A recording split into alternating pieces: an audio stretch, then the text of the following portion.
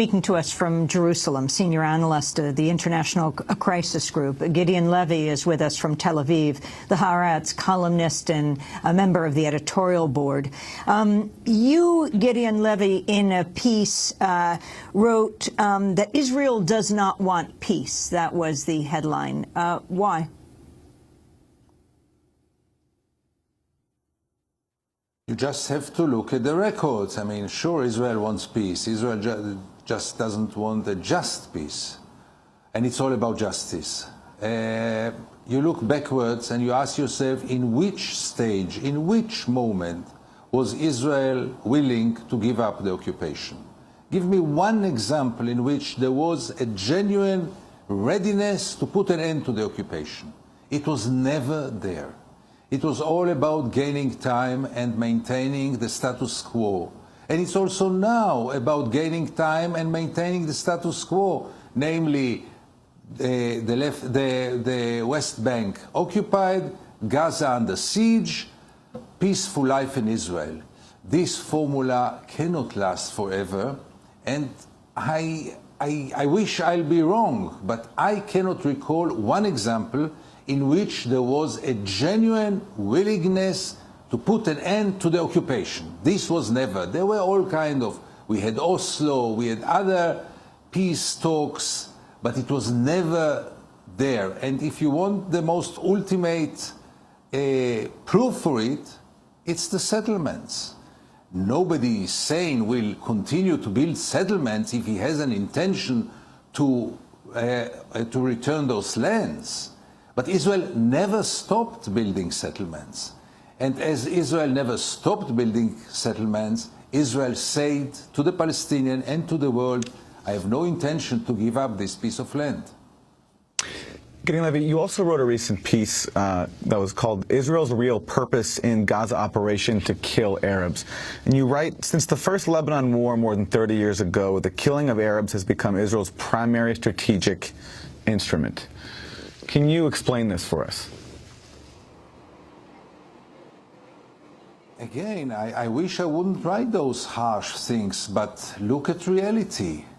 All the recent wars or operations in the recent 30 years were finally aimed at civilian populations with horrifying scenes, with unproportional means, like in those days in Gaza. Finally, a war between Israel and Palestinians in the recent, and Israel and Lebanon in the recent 30 years looks always the same.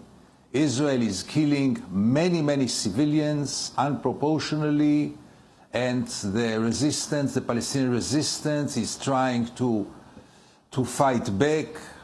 But as I wrote in this article, it's a meeting between an elephant and a fly in terms of capabilities and equipment, and it always ends up the same, with hundreds and hundreds civilian casualties on the Palestinian or Lebanese side, with, thanks God, many, many fewer, much fewer casualties, and many times not at all, in Israeli side. And here we go to the next circle, to the next cycle, to the next confrontation.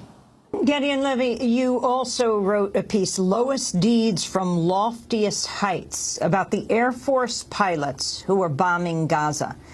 Can you talk about what you said and the response to this piece?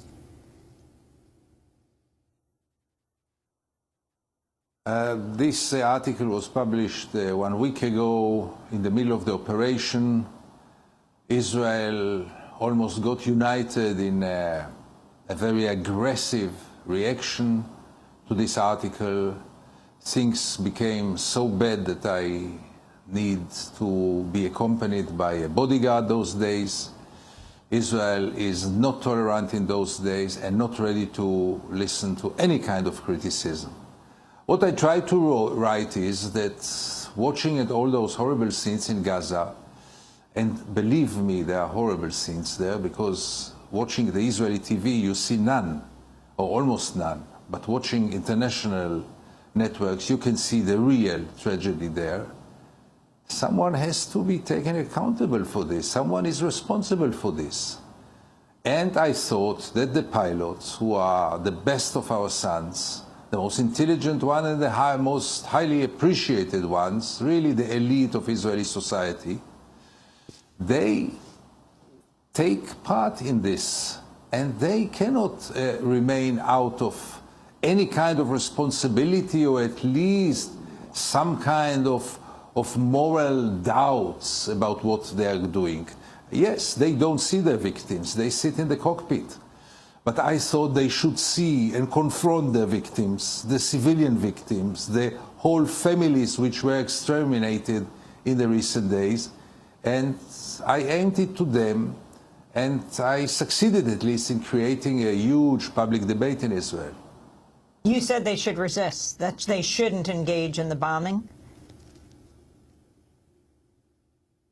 I didn't say so. I just say that in 2003, 27 very courageous pilots did not participate, wrote a letter of refusal and say they don't want to take part in this. I say that this time there is even not one. I didn't go further than this. We don't know yet all the details, but I would expect at least some kind of awareness and public discussion about this issue, because they cannot be above a discussion or above doubts. Also, pilots can be doubtful. You are now traveling with a bodyguard? Unfortunately, yes. Why?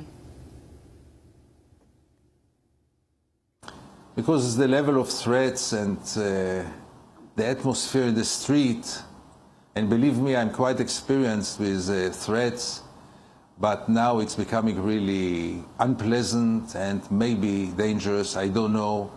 But too many people warned me that my life is in danger. I don't know if it's true, but Haaretz, my newspaper, decided not to take risks, and I had to take a bodyguard, yes. I want to ask about this new Palestinian effort to take Israel to the International Criminal Court. Speaking to ABC News this past weekend, the influential Palestinian legislator and scholar Hanan Ashrawi said the Palestine Liberation Organization has decided to apply to join the International Criminal Court, which could open up war crimes charges against Israel. You have threatened to bring forward the application for Palestine to join the International Criminal Court. Yes. Are you doing that? Yes. We have taken the decision, and we are going to accede to the Rome Statute, which would qualify us to bring cases to the International Criminal Court. But I don't believe the world has to wait. Gideon Levy, your reaction, obviously the Palestinian Authority has dithered for a long time on joining these international conventions under Israeli and U.S. pressure. Is this a positive sign now that they're talking about going to the ICC? I'm one of those who believe that the only way to get out of this vicious circle is by international intervention, because Israel will not change by itself. And the only way is also by making Israel pay a price for the crimes of the occupation. And for this, there must be a wake-up call for the international community, which is rather passive, and especially so the American administration, the administration of the United States, who could have done so much more, and is doing so little, so little. So any kind of step toward this direction, hopefully, will be a wake-up call for Israel, first of all, and for the international community. We have just lost Gideon Levy at the studio in Tel Aviv. We thank him for being with us, the Haaretz columnist, member of the newspaper's editorial board, author of The Punishment of Gaza.